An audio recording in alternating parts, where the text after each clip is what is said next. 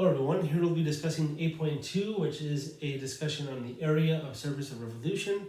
So recall that a surface of revolution basically entails considering a function and rotating that either about the x-axis or y-axis or even some other line, but usually horizontal or vertical line. Here I'm going to actually develop a formula which will give us the surface area of revolution about the x-axis between two x values, given a function. Now, the way we'll do this is actually we'll develop the formula very similar to how we did in 8.1, the formula for arc length. So consider breaking it down into these slices here. And there's going to be n slices. I know I've made it look like there are less, obviously, but there are n slices. And if you connect these slices up to the graph itself, the curve itself, and then connect them with straight lines, much like we did with 8.1, we end up getting a good approximation for the curve itself, but then rotating about the x-axis will kind of give us a different shape. Notice rotating this about the x-axis gives you this kind of solid that looks something like this. Kind of like this vase looking shape, something like that. And what we're considering really when we talk about surface area is the surface area around, not the outer two edges basically.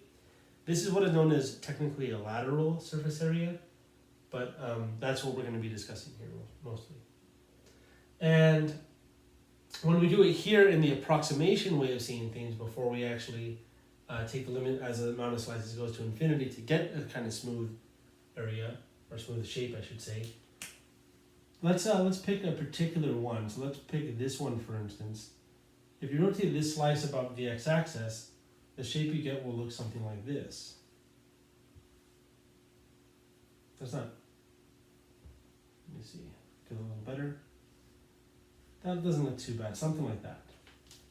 And actually what this is known as is a truncated cone. Basically, if you consider it this way, so these are straight lines here, what you essentially end up having is two circles which are at the bases. So there's a bottom base and the top base. And we're assuming that the bottom one's smaller than, the top one's smaller than the bottom one. Smaller than the bottom one. But it doesn't really matter, actually.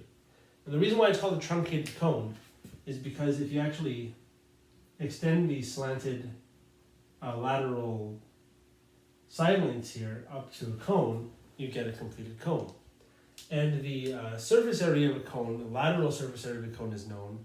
And in fact, really this is the completed cone minus the cone that's missing, and I'll kind of spare you the details, but basically what you end up getting is that the surface area here, let me call it, I guess we can call it A for area. Again, that's the lateral area around this truncated cone. By the way, the actual name for a truncated cone is known as a frustrum, but we don't really need to know that. And this is actually given by the equation 2 pi RL, where R is equal to 1/2 the sum of the two radii of the bases, basically. So imagine this radius is R1, and the bottom radius here is R2, let's say. L is going to be the lateral length, so the length of these sections here. And I'll spare you the details as far as why this formula is true, but it's not too difficult to show. But basically, again, it depends on the area, the lateral surface area of a cone. And then you just do the missing one, taken away from the completed one, kind of leveraging similar triangles. Because if you connect the kind of axis of symmetry here and look at the cross section, you get these two right similar triangles.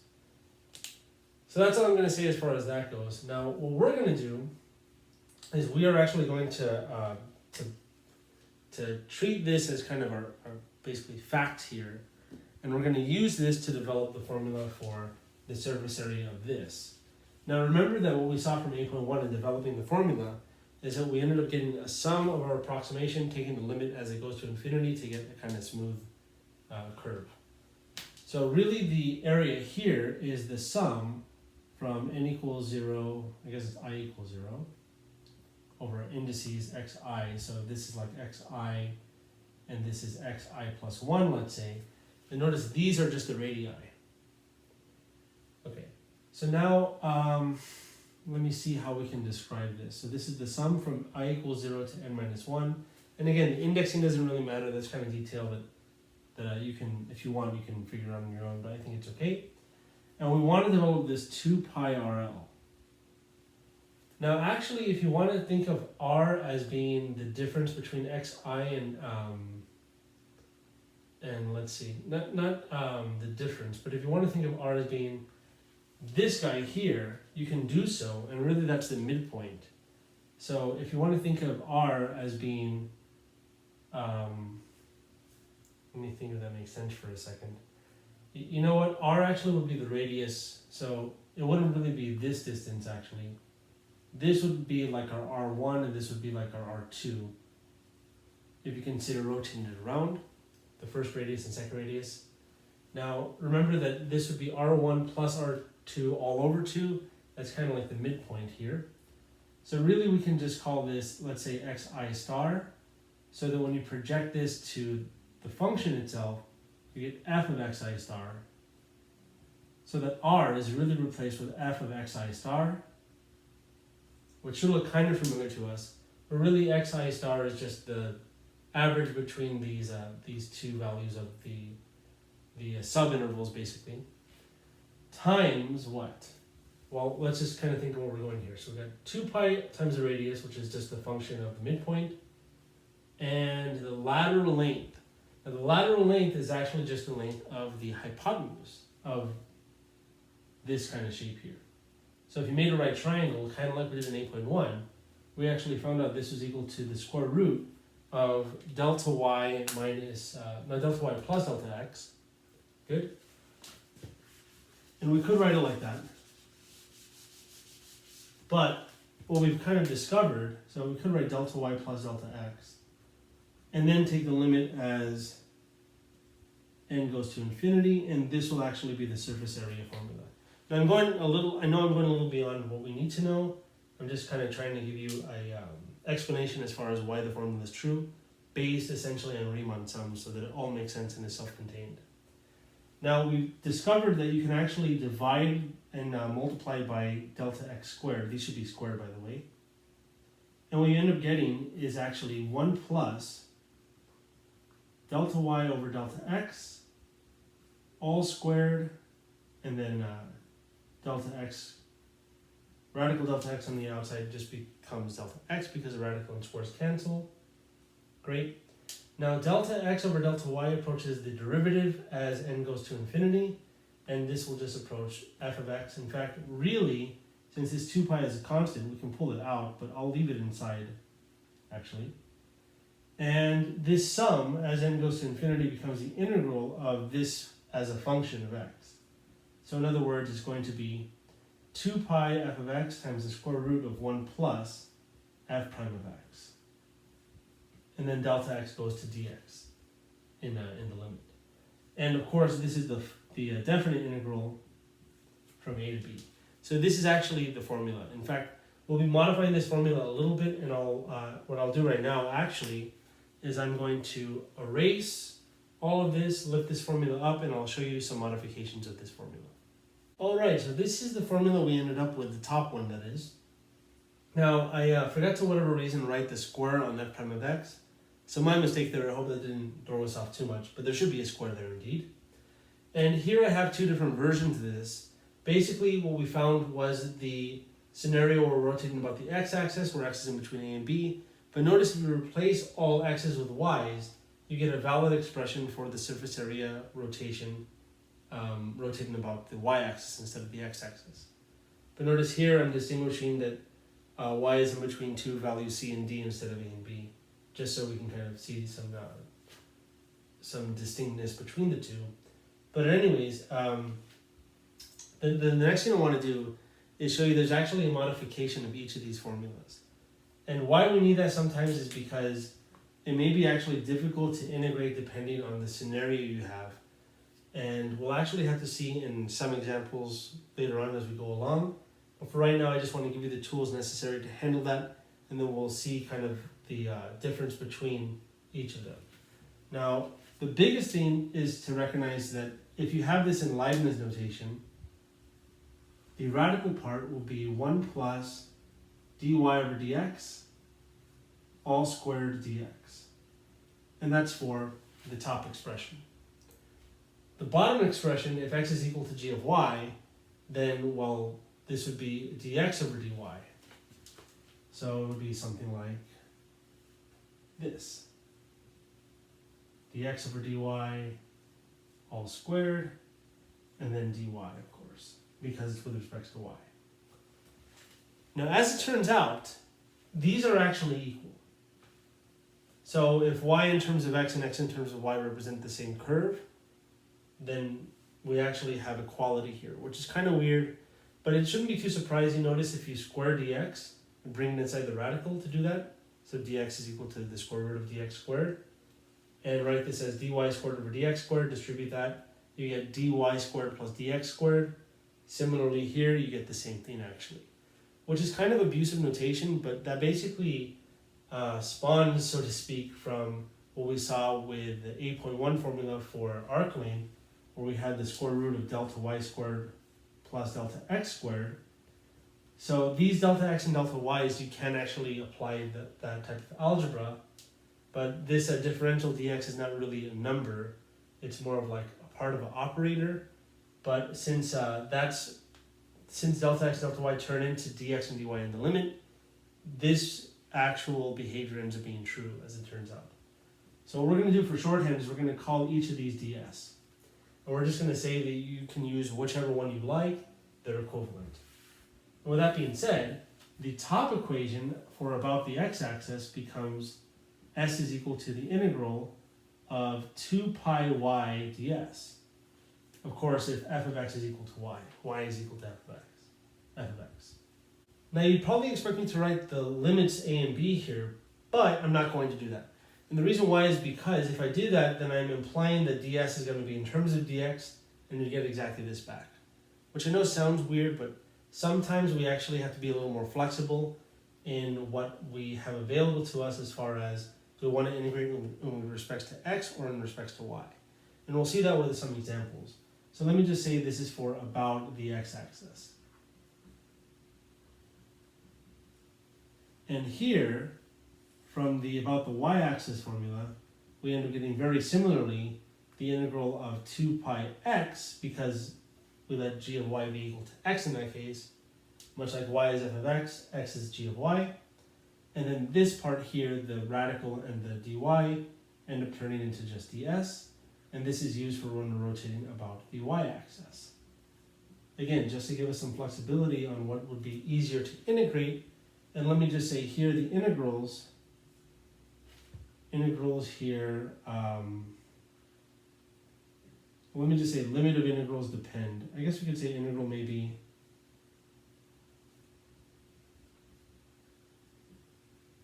in terms of dx or dy. Basically what I'm saying is that if we're using ds to be the dx one, we'll use the limits ab, but if we're letting it be the dy one, we're going to use the limits cd. So the limits actually kind of depend. But again, we'll see with some examples to actually figure out which of these four formulas are actually more applicable, or which one's more applicable than the other, depending on the given situation. So I know this sounds weird, believe me, I know it sounds kind of overwhelming, but in reality, this is the one we're going to strive for. And worst case scenario, if we can't make it work out for whatever reason, then we'll go for something a little more advanced. Now again, these two of course are the same because we're just replacing x's with y's. So I think I said enough there. Now let's move on to some examples finally. Right, so for this example, I want to find the surface area rotating this curve about the x-axis between these x values. By the way, the language technically is a little more specific than that, so you'll generally see problems saying the following. Find the surface area of the solid obtained by rotating this given curve about the given axis between the given values. Okay. Now, what I'm going to do here, since we have y in terms of x, I'm going to call it f of x, and then we're going to use the first formula we saw, which just to remind us is s is equal to the integral between our limits, a and b, of 2 pi times the function times the square root of 1 plus the derivative of the function squared. Yeah, f prime of x squared dx. Perfect. And I know to use this one because we have x values, we're thinking about the x-axis, it's y in terms of x. Good. So the first order of business is to find the radical part. And I'm going to simplify the radical part as much as I can, and hopefully it'll simplify everything else. So I'm going to do that actually over here. So notice if f of x is, let me write it like this. F of x is equal to 4 minus x squared all to the 1/2 power. So f prime is then what? F prime is 1/2 times that inside to the negative 1/2 power. And then by chain rule, it's times derivative of the inside, which is negative 2x. Notice the 2's cancel like this. So in fact, we can write this as negative x over 4 minus x squared. Well, I guess with a radical like that. Because negative 1/2 power means the radical is in the bottom. Good. Now that's f prime of x. Now if we want to square f prime of x, let me kind of do that all in the same line here. Notice if we square this, negative x squared on top is just the same as x squared because squaring a negative does that. The negative goes away. And squaring the radical goes away, cancels out. So we end up with this. Good. But now what if we add 1 to both sides? Then 1 plus the derivative squared is what? So of course we can write 1 as 1 over 1.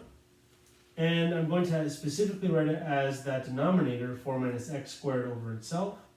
Notice this is just 1, so that's that 1 there. Plus this guy, f prime of x squared, which is x squared over 4 minus x squared. And what do you notice happens when these combine? You combine the numerators over that same denominator, negative x squared and x squared cancel out. So we just get 4 over 4 minus x. Perfect. Awesome. So this is a really good place to actually plug this in here. The one thing I do want to say though is that just kind of, and this is something we could have spoken about before even starting the problem, so I'm just going to interrupt the problem for a second.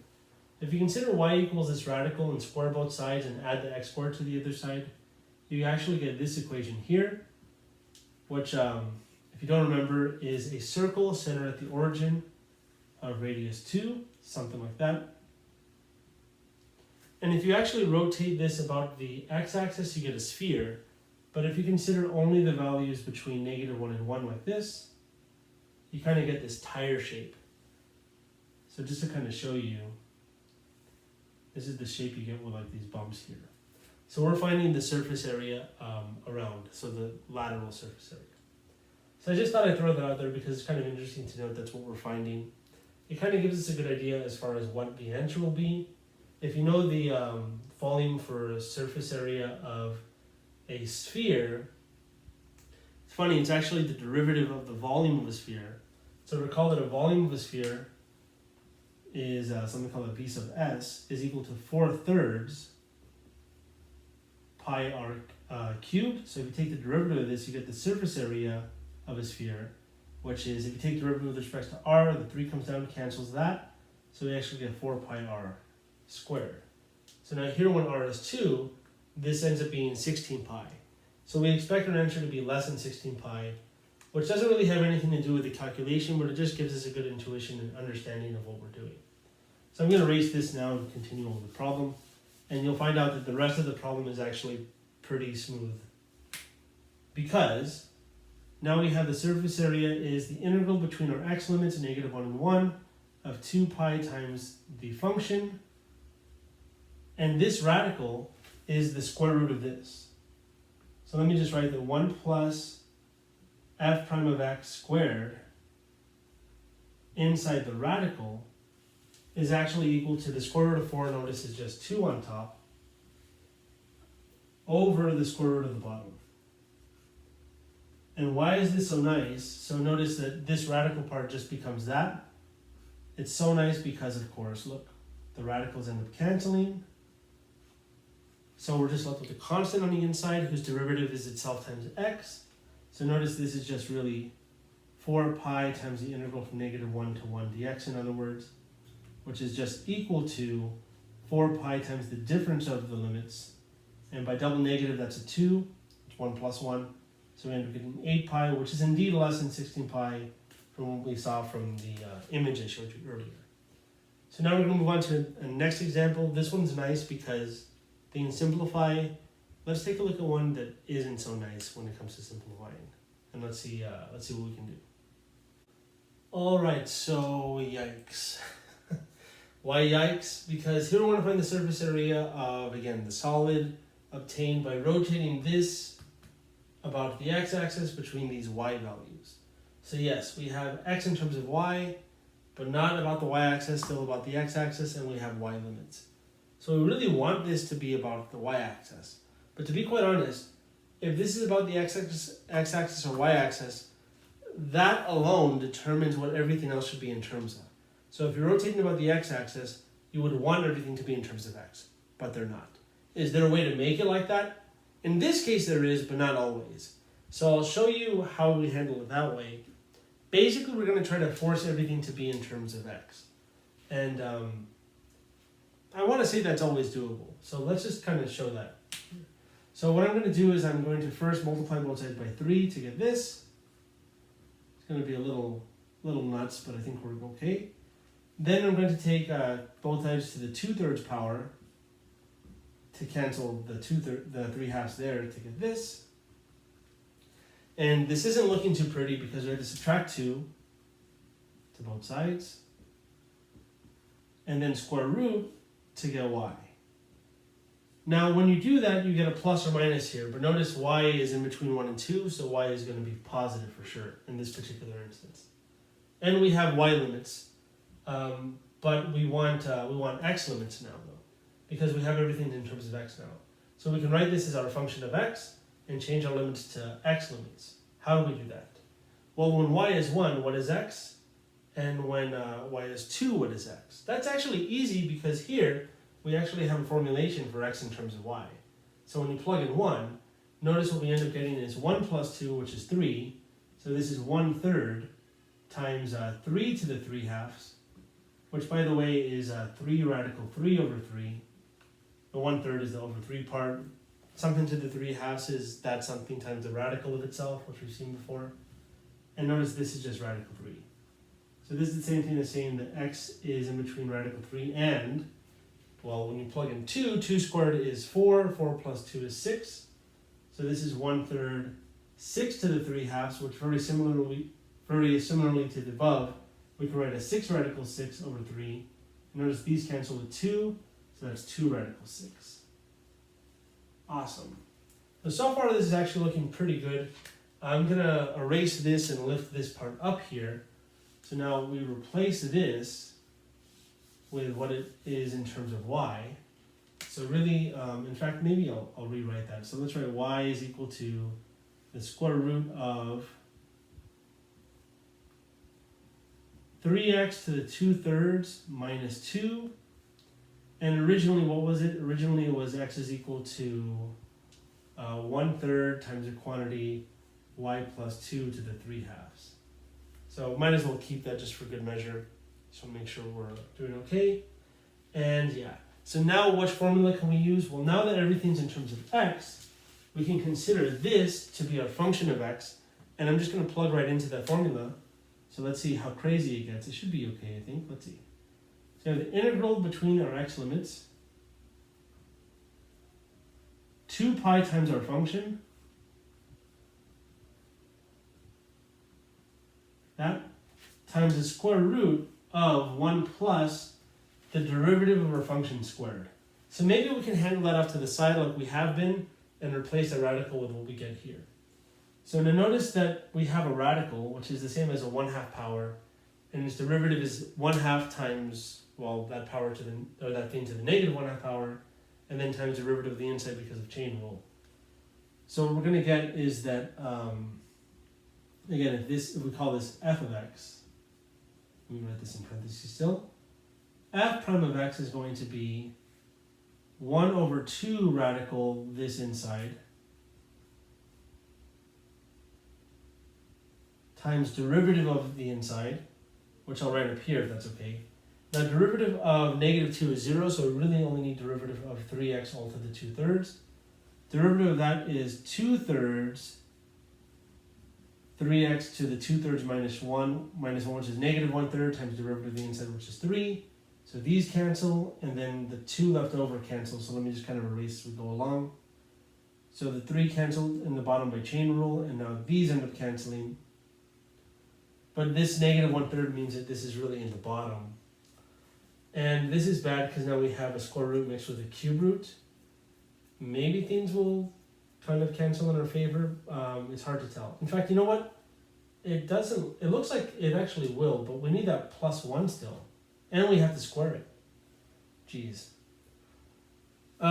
This is looking a little frightening, I'm not going to lie. But let's just kind of keep going. So we're going to square both sides. Let's see what that entails. So squaring this is going to be 3x all to the negative 2/3. So I'll leave it in this notation for now, but I may change it to radicals later on. When you square this, the radical goes away, so we're just left with this. This is looking good because we have a matching pair here, which may help. I think we're doing okay. And now what? Well, we want to add 1 to this. So what is the inside of the radical is going to be 1 plus, I forgot a square there, f prime all squared. And that's going to be this plus 1. But remember our trick from our previous example, we can write 1 as that denominator over itself.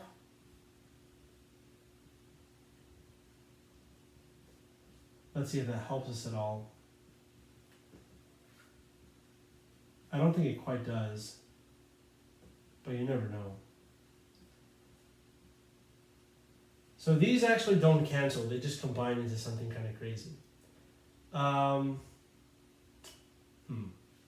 Well, I guess I'll just do this. So I'm going to, we want to square root this result, by the way. So I'll combine these numerators, and I want to write the square root of this. So it's going to be the square root of this whole thing here. And if we combine them, it's going to be 3x to the 2/3 minus 2 plus 3x to the negative 2/3 all over 3x to the 2/3 minus 2. Now we're square rooting it, so I'm going to write this actually as a square root of the top over the square root of the bottom. And you'll kind of see, I hope, why I'm doing this. And it's of course because here we have the same radical that we have in the denominator, so they end up canceling out. So I'll move that over here, because I think I've shown that pretty well as far as how we got that. But it's a lot to look at because it's a pretty complicated looking thing. We're doing a lot, so I think that's okay. I said this would be challenging. So far it's looking like it kind of. For all we know, it could simplify into something super simple like the previous one did, because that up to a point was kind of looking complicated as well. And don't forget our dx. So now notice that the radicals end up canceling. Great. Now what we're left with here doesn't look too promising. I hope maybe we can do a nice substitution to actually integrate this. Again, it looks really difficult to actually handle. Maybe the best thing to do, honestly, is to write it as a fraction on the inside and then see if we can see some obvious factoring. Because I actually, looking at it now, I kind of see something that we saw a little bit from an 8.1. But I did mention that in 8.1, when we saw a pattern similar to this, it's not an obvious recognition. So I'm going to kind of show that right now to make it a little more obvious. You'll see what I mean when I write it. But I'm going to write the inside of the radical now without negative powers. So let me write this as 3x all to the 2/3 minus 2 plus 1 over 3x to the 2/3. Now if we find a common denominator for all of them, so these are over 1, that's over 1, and this is really, if we multiply each of these top and bottom by this, we get 3x to the 4/3 minus 2 times 3x to the 2/3 plus 1 over 3x to the 2/3. Now again, it's kind of hard recognition, but what this reminds me of is x squared minus 2x plus 1. Or I guess x to the 4th plus 2x squared plus 1. Or minus 2x squared plus 1. So basically we want to make kind of like this, this u substitution, let's call it a t substitution, of being 3x to the, I guess to the 2/3. Now I'm not going to actually use this as a substitution in the integral, but I'm going to use this as a substitution to recognize factoring. So here notice that if t is equal to this, then what is t squared? T squared is 3x all to the 4/3 because we double the power basically. And the numerator now becomes t squared minus 2t plus 1, which factors as t minus 1 all squared. So with that being said, the numerator actually factors the same. So the numerator here, using this, I guess using this substitution backwards basically, and along with, yeah, that's fine. So we end up getting 3x to the 2/3 minus 1 all squared over this guy. Good. So again, it's kind of hard recognition, but if you write it without fractions, it becomes a little easier. Without fraction powers, that is, it becomes a little easier to recognize, but it's still pretty difficult. And so that radical actually can be written like this. So let me erase a lot of this work here to show that, or to show how it kind of continues. So the 2 pi I'll just pull out. You've kind of probably been waiting for that. In fact, it's something you can kind of do all the time right away if you want. Now the radical part again just becomes this under the radical, but actually if you square root top and bottom, notice the square cancels on top, so we're just left with this, minus 1 over, if you square root this, well, you'll get, let's see, so this is all to the 2/3, so if you square root, you have the power, so that's all to the 1/3 now. Great. So this definitely simplified a lot, but can we continue in some way, shape, or form to make it easier to look at even more? Actually, yeah. We can split it up. That's actually really, really good. So if we split this up, we have 2 pi on the outside, integral of this over that. So notice that's just the inside to the 2/3 over the inside to the 1/3. That's that same thing, 3x to the 2/3 minus 1/3, which is 1/3. So we get 3x all to the 1/3 minus 1 over this is 3x to the negative 1/3. So I hope that explanation was okay, but again, you can go through this a little more thoroughly on your own if you want. Now I haven't done any substitutions. This is all algebra, all simplifying the integrand. And now we have basically two things that we can antiderive. Their insides are linear, so there's some chain rule happening there, but let's just consider that. Consider this. This is something to the 1/3. Its antiderivative is that something to that plus 1, which is 4/3, divided by 4/3, so multiplied by the reciprocal, 3/4. And then by chain rule, we have to divide by derivative of the inside because it's a constant in this case. So multiply by 1/3 in addition to that. That's the first term. Minus, if you add 1 to the power, you get the inside to the negative 1/3 plus 1 is 2/3. Divide by 2/3, it's going to be 3/2. Multiply by 3/2. And then by chain rule, divide by 1/3 because derivative of the inside is a constant and it's 1/3. So these cancel here, here, and here. Then we evaluate between our limits and then multiply that whole thing by 2 pi. Whew. Nice. Kind of. It's taking a little long. It's a hard problem, really hard problem. Are we good to go, or should we clean things up a bit? I guess it's okay. So notice when you plug 2 radical 6 in for x, we get 6 radical 6 to the 4/3. Now notice 6 radical 6 is the same as 6 to the 3/2, which I think kind of helps, and that's times 1/4. Minus, this is going to be times 1/2. When you plug in, again, 2 radical 6, that's going to be 6 radical 6, which is really 6 to the 3/2 to the 2/3. This is the first evaluation. Minus, the second evaluation, when you plug in radical 3, you get 3 radical 3, which is 3 to the 3/2. So we have 3 to the 3/2 to the 4/3 minus 1/2, 3 to the 3/2 to the 2/3. That's our second evaluation. Don't forget the 2 pi that's waiting for us on the outside. Ugh. I'm going to have to erase some stuff and move this up. So let's do that right now. All right, so this is what we got, and now let's continue. Notice there's a lot of cancellation in the powers here. Namely, these 3's cancel. 4 over 2 is just 2, so that's 6 to the 2. These cancel straight up, so that's just 6 to the 1. These cancel, so that's 3 to the 2. These cancel, so that's 3 to the 1. And now I think we're okay. Let's see. So you have 2 pi outside of, that's 6 squared, which is 36 over 4, minus 6 to the 1 over 2. So let me just write 6 over 2 for the first evaluation, minus 3 squared, which is 9 over 4, minus 3 over 2. Good, I think we're doing okay. This is just 9 minus 3.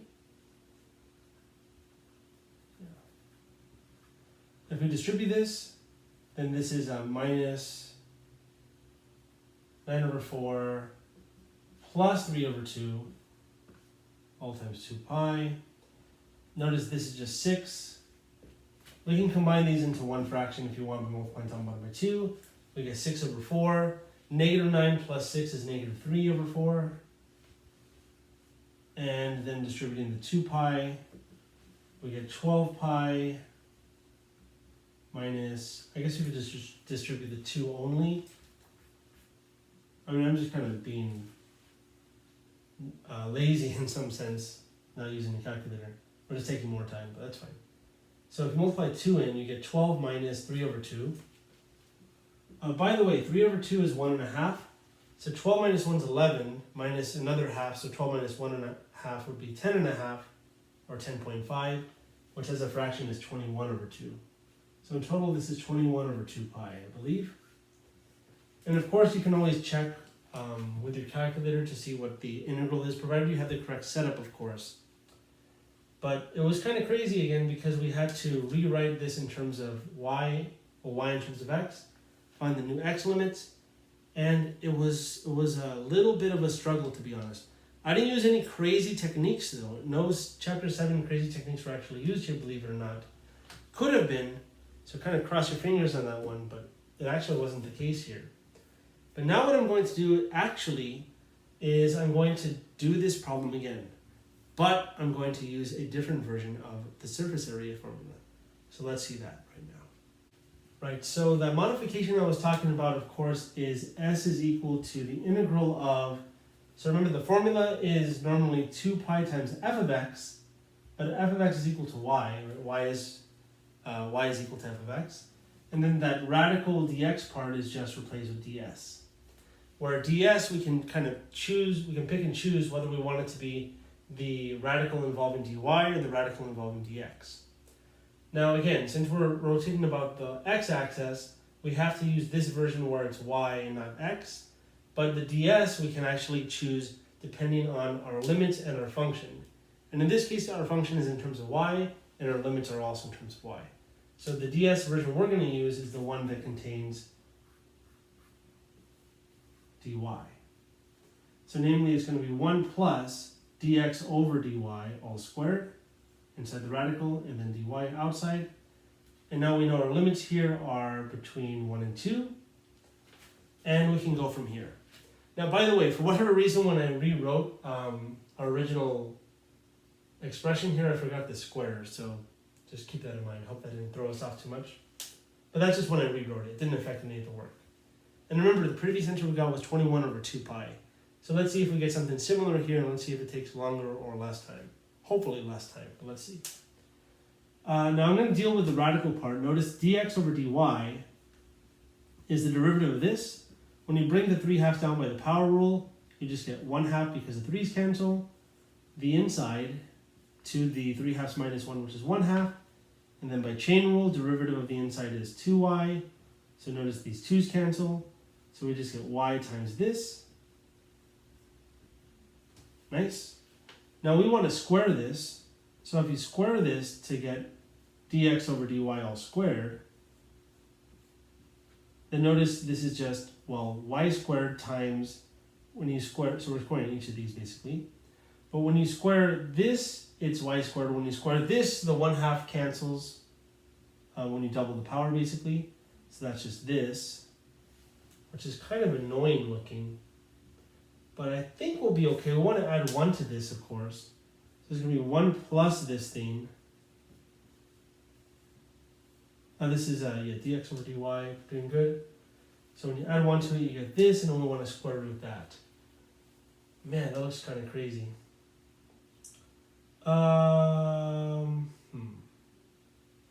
Well, what's kind of nice is that actually if you square this in, you get y to the 4th plus 2y squared plus 1. And we actually saw something similar to this in the previous way of doing this problem. This is a square. We can write this as y squared plus 1 all squared, which again is kind of tricky recognition, tricky algebra recognition, but it's recognizing the coefficients 1, 2, 1, and the descending power by half. So the first power, and then half the second power, and then no power, basically. All right, so that I don't think is too bad, hopefully. So now let's see what happens. Now we have the integral from 1 to 2 of 2 pi y times our radical, which is just the square root of this. That's 2, which is the square root of this, which is the square root of this, which cancels that, which is just y squared plus 1 dy. So now the 2 pi we can pull out, we can distribute this in. So we get 2 pi outside of the integral from 1 to 2, y cubed plus y dy. So then by the power rule, we get y to the 4th over 4 plus y squared over 2, because notice this is y to the 1. Evaluate this between 1 and 2, which I think is pretty doable. And then multiply that result by 2 pi. So now notice when you plug in 2, you get 2 to the 4th is 16 over 4 is just 4. Plus 2 squared is 4 over 2 is just 2. That's the first evaluation. Minus the second evaluation is 1/4 plus 1/2. A 1/4 plus 1/2, by the way, is just 3/4. But I'll just write it like that for now. So this is 2 pi outside of 6 minus 3/4. If you distribute the 2 part, you get exactly what we got before. This is pi outside of 12 minus 3/2, which we agreed was 10.5, which is 21 over 2 as a fraction. Look at that. Lovely. And we did that in less than half the time, believe it or not. So what at first seemed a little weird, these modification versions of the surface area formulas we had, they're actually pretty nice when we have this kind of weird situation where we're rotating about the x-axis, but our curve, for whatever reason, is not in terms of x, but in terms of y. And you can see similar examples where you're rotating about the y-axis. I don't think we have time to do any of those just because the video is getting kind of long. So I'm just going to end it here. We only did 2 examples, but in reality, I think I gave us enough to figure out any other problems you see, completing homework problems or whatever the case may be. Just looking at problems on your own isn't a bad idea to try certain things, but a lot of the techniques you'll be trying really are just different setups based on what I've given you here. And I honestly think it's enough. Even though I've only done about the x-axis, I'm telling you about the y-axis, it's just using the appropriate formula.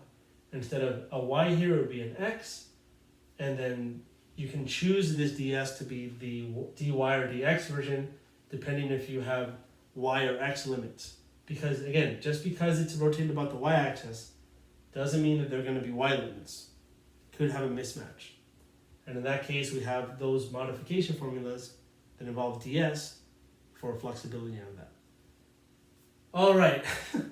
So it's been a little exhausting, but I hope you enjoyed this. Again, we only did 2 examples, but they're very, very thorough. The last example here we did 2 ways, which is nice to see, kind of the techniques that we can use again to apply those different versions of the formula. Hope you enjoyed this. I'll see you in the next video for 8.3. That's going to be fun on its own as well, kind of like this was fun, if you know what I mean. So I'll see you in the video for that. Thanks for watching. See you then.